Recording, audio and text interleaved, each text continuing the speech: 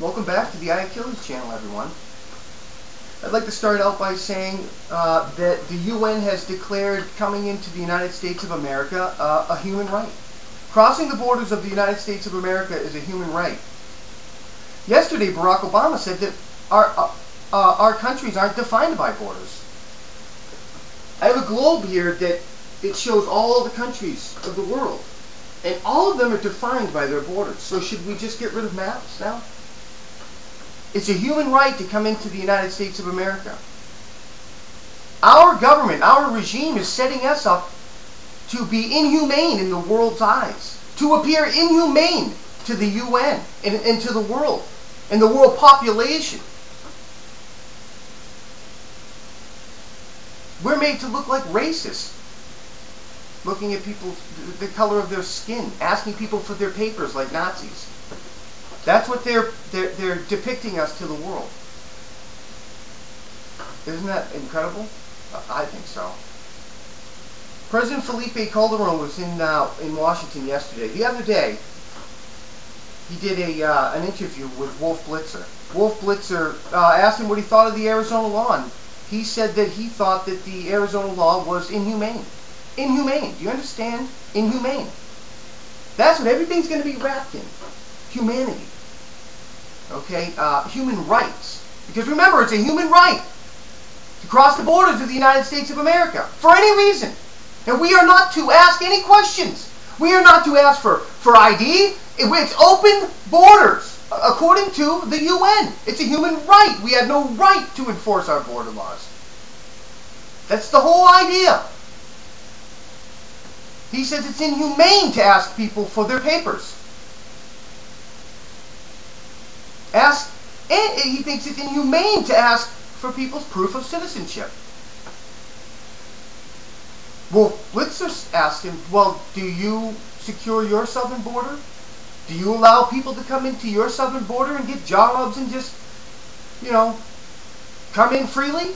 Or do you ask people for your papers? And Calderon said, of course we ask people for our papers. You have to be in our country legally, he said. Otherwise, if we find you here illegally, we deport you and fine you. So, it's not a human right to cross the Mexico southern border, but it's a human right to cross the borders of the United States of America. I don't understand. I mean, I do understand. I understand.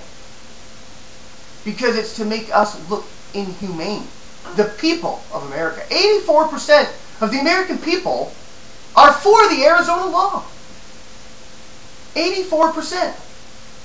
Because they understand that we live in a republic, not a democracy, not a mob rule. We live in a country of laws.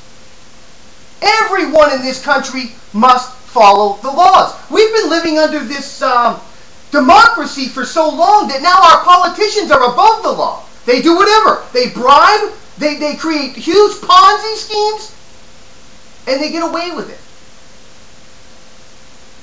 Do you understand? All under the guise of helping the people. But it's reality. All of these are Ponzi schemes set to fail and set to collapse. And that's why we have the crisis we have today. Because of unsustainable programs they created. But I digress. When asked about papers, yes.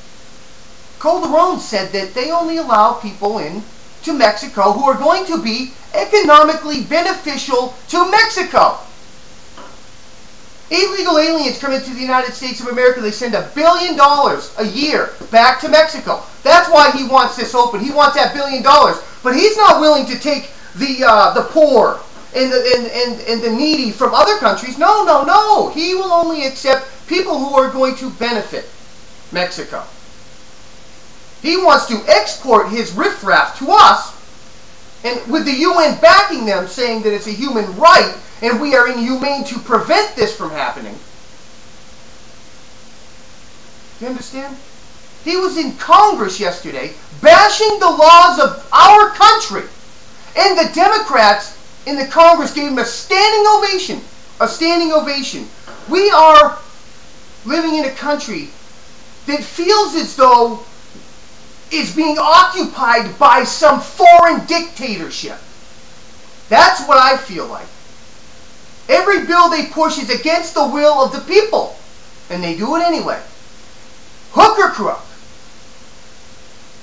In a republic, in a country of laws, those politicians would go to jail. They go to jail. Corruption. Corrupt politicians would go to jail. Isn't that wonderful? End of corruption in a republic. But they've created a democracy within this republic.